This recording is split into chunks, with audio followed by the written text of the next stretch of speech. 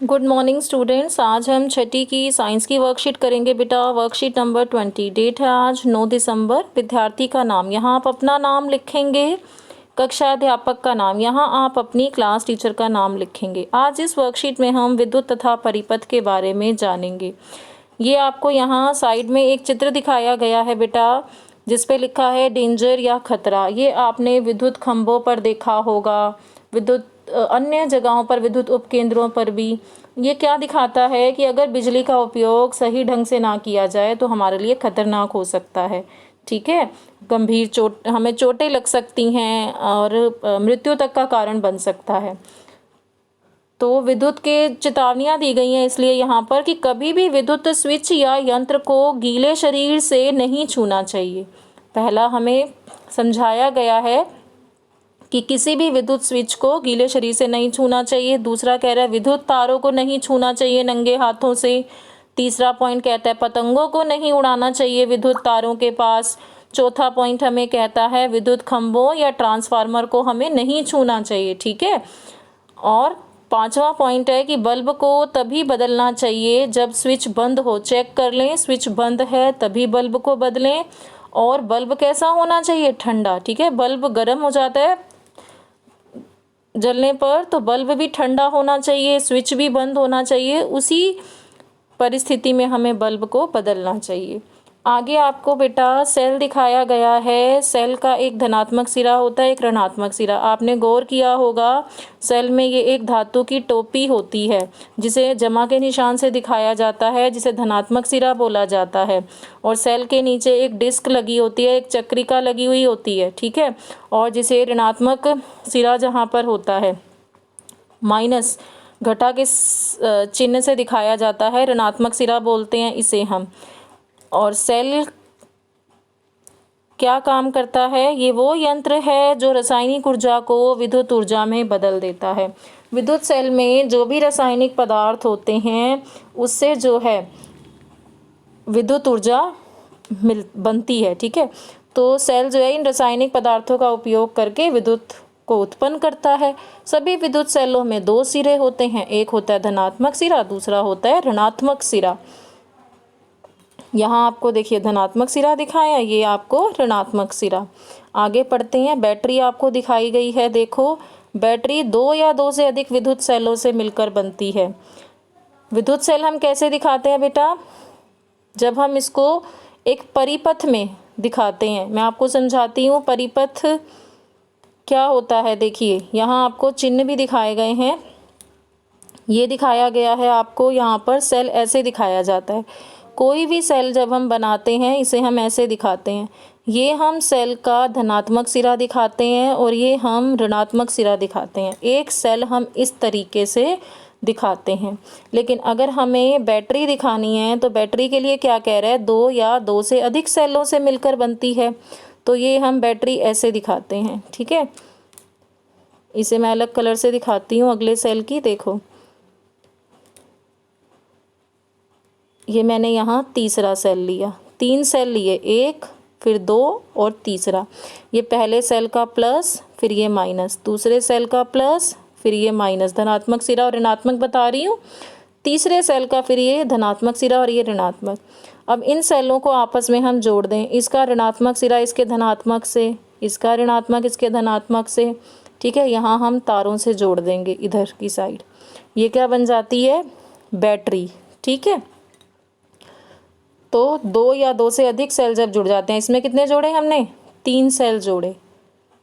ठीक, दो या दो से अधिक सेलों से जुड़कर बैटरी बनती है। आगे आपको दिया गया है बल्ब का तंतु। ये जो घुमावदार दिखाया गया है बेटा, ये बल्ब का तंतु है और ये टंगस्टन का बना हुआ है। दोनों किनारों से ये मोटी तारों से जुड़ा हुआ होता है। बल्ब क्या है? ये वो यंत्र है जो विद्युत ऊर्जा को किस में बदलता है? प्रकाश ऊर्जा में। जब आप स्विच ऑन करते हो, बल्ब जलाते हो, तो आपको प्रकाश देता है, तभी तो आप अंधेरे कमरे में देख पाते हो बल्ब जलाने पर। तो ये क्या करता है? विद्युत ऊर्जा को प्रकाश ऊर्जा में बदल दिया।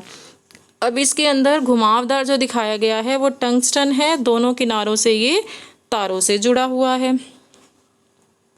यहाँ आपको विद्युत अवयव के चिन्ह दिखाए गए हैं। जब हम एक विद्युत परिपथ बनाते हैं तो उसमें हम इस तरीके से विद्युत परिपथ में यूज़ होने वाले चिन्हों को दिखाते हैं। ठीक है, तार को हम ऐसे दिखाते हैं जो पहला दिखाया गया। फिर स्विच ऑन होता है हमारा तो उसे हम ऐसे दिखाते हैं। बल्ब जो है उसे हम इस तरीके से दिखाते हैं, ऐसे। ठीक, उसके बाद सेल जो है वो इस तरीके से दिखाया जाता है। स्विच ऑफ की स्थिति में ऐसा होता है, यूँ बन जाता है।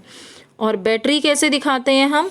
बैटरी बेटा ऐसे। ठीक है, ये धनात्मक सिरा, ये ऋणात्मक, फिर धनात्मक, फिर ऋणात्मक। ये मैंने अगर 3 सेलों से दिखाई है तो ये मैंने बैटरी दिखा दी इस तरीके से। ये प्लस, ये माइनस, ये प्लस और ये माइनस। इधर का तीसरे सेल का ये प्लस और ये माइनस, ये बैटरी है। इसी तरीके से आपको देखिए दिखाई गई है यहाँ भी।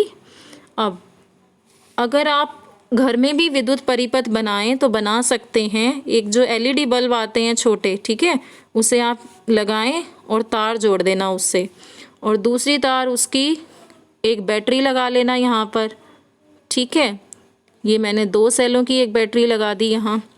यहाँ से मैंने ये तार इधर से कनेक्शन दिया, जोड़ी, और ये जो बल्ब से तार जुड़ी हुई थी इसको मैंने ऐसे रखा। ठीक है, ये जो तार हैं जब तक मैं इन्हें नहीं ज्वाइन कर रही हूँ, आपस में जोड़ नहीं रही हूँ, तब तक ये परिपथ कैसा परिपथ कहलाएगा कि ये इसका स्विच, ये जो दोनों तारें हैं ये स्विच का काम करेंगी। ठीक है, जब इन तारों को मैं जोड़ दूंगी, आपने ये भी ध्यान रखना है कि कहीं से कनेक्शन लूज ना हो तारों का, कहीं से ढीला कनेक्शन ना हो, वरना ये बल्ब जो है वो नहीं जलेगा।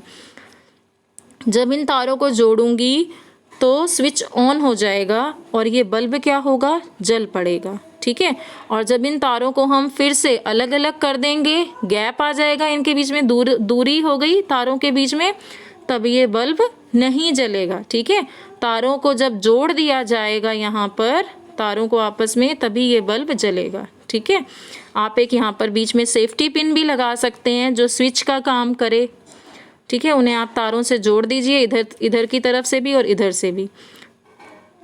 ये परिपथ आप घर में बना करके देख सकते हैं। जब स्विच ऑफ होगा, कहीं से भी मान लीजिए यहाँ से आपने जोड़ दिया, कहीं से तार का कनेक्शन ढीला रह गया, उस केस में भी बल्ब नहीं चलेगा। ठीक है, तो स्विच ऑफ की स्थिति हो जाती है वो भी।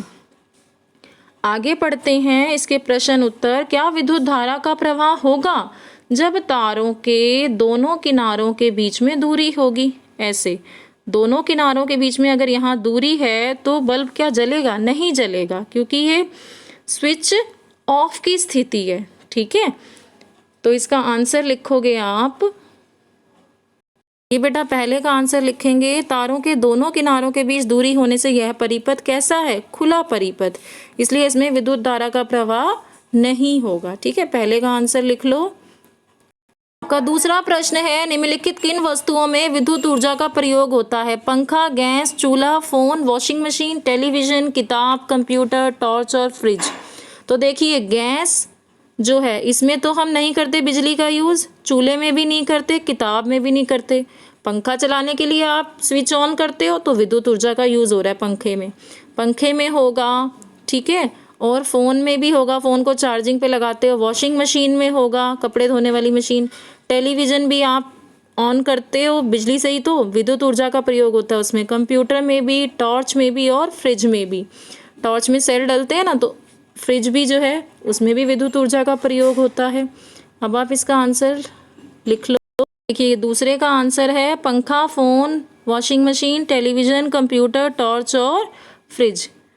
ये मैंने दूसरे का आंसर लिख कर दिया, आप नोट कर लेंगे। का तीसरा प्रश्न है, सेल के 2 सिरों के नाम लिखिए। तो 2 सिरे कौन से हैं? एक तो है धनात्मक सिरा और एक है ऋणात्मक सिरा। आप ये सेल का चित्र भी बनाएंगे और ये दोनों सिरों के नाम भी लिखेंगे। ये तीसरे का आंसर है। आपकी साइंस की बुक में पेज नंबर 117 पर भी आपको ये चित्र बना के दिखा रखा है, वहाँ से भी आप बना सकते हो। अब इस वर्कशीट के क्वेश्चन आंसर कर लो।